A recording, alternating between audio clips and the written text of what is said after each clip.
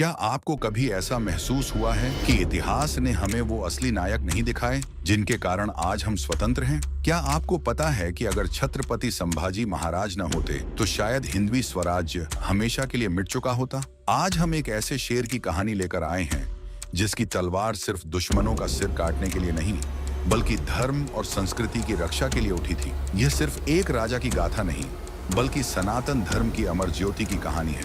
लेकिन रुकिए, ये कहानी सिर्फ वीरता की नहीं बल्कि बलिदान और अकल्पनीय यातनाओं की भी है। क्या आप इस वीडियो को पूरा देखने की हिम्मत रखते हैं? क्योंकि आगे जो सुनने वाले हैं वो आपकी रगों में बहते खून को उबाल देगा।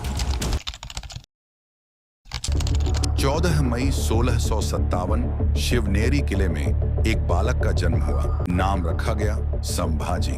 लेकिन ये कोई साधारण बालक नहीं था। ये था वो चिंगारी जो आगे चलकर मुगलों की नींव हिला देगी। बचपन से ही संभाजी महाराज को युद्ध कला, राजनीति और प्रशासन की कठोर शिक्षा दी गई। लेकिन क्या आप जानते हैं कि वे सिर्फ तलवारबाज ही नहीं बल्कि एक महान विद्वान भी थे। संस्कृत, मराठी, फारसी और कई अन्य भाषाओं के ज्ञानी थे और उन्होंने खुद कई ग्रंथ लिखे। अब सोचिए, जब एक योद्धा के पास न केवल तलवार बल्कि ज्ञान का भी शस्त्र हो तो वो कितना अजेय हो सकता है। और ये तो बस शुरुआत थी। संभाजी महाराज का युद्ध कौशल ऐसा था कि 16 साल की उम्र में ही उन्होंने कई महत्वपूर्ण युद्ध लड़े और जीते। उन्होंने शिवाजी महाराज की गुरिल्ला युद्ध कला को एक नए स्तर पर पहुंचाया।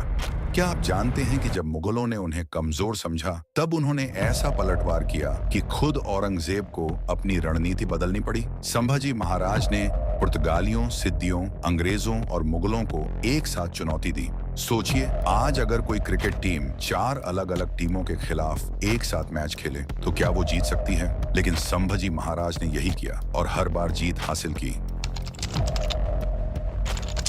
औरंगजेब मुगल साम्राज्य का सबसे निर्दयी शासक। उसकी सेना विशाल थी, उसके पास असीमित संसाधन थे, लेकिन फिर भी वह सबसे ज्यादा डरता था सिर्फ एक ही नाम से, संभाजी। औरंगजेब ने मराठाओं को खत्म करने के लिए कई चालें चली, लेकिन संभाजी महाराज हर बार चक्रव्यूह को तोड़ते हुए दुश्मनों पर कड़ा प्रहार करते थे। क्या आप जानते हैं कि संभाजी महाराज ने मुगलों के कई अनुभवी सेनापतियों को हरा दिया था? उनके नाम से ही दिल्ली की गद्दी कांप उठती थी। लेकिन फिर किस्मत ने एक क्रूर खेल खेला।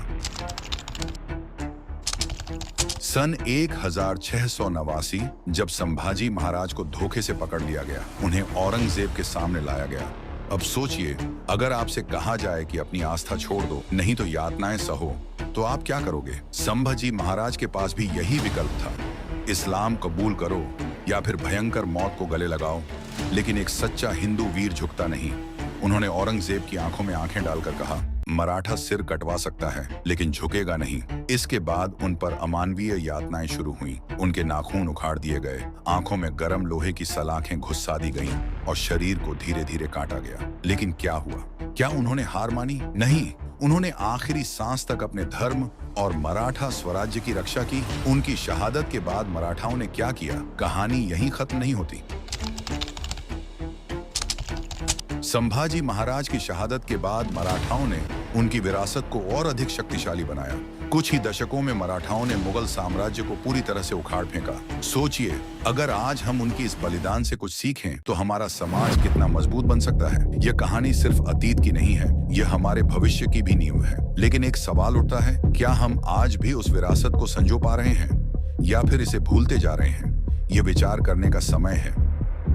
अगर आपको यह कहानी प्रेरणादायक लगी तो इसे जरूर साझा करें, क्योंकि संभाजी महाराज की गाथा जितनी अधिक फैलेगी उतनी ही हमारी आने वाली पीढ़ियां अपने असली नायकों को पहचानेंगी। यह केवल इतिहास नहीं, यह हर भारतीय के खून में बहने वाली विरासत है। लेकिन सवाल यह है, क्या आप इसे सिर्फ सुनकर भूल जाएंगे या इसे अपने जीवन का हिस्सा बनाएंगे? कमेंट में बताइए, आप इस प्रेरणा से क्या सीखना चाहेंगे। जय भवानी, जय शिवाजी, जय हिंद।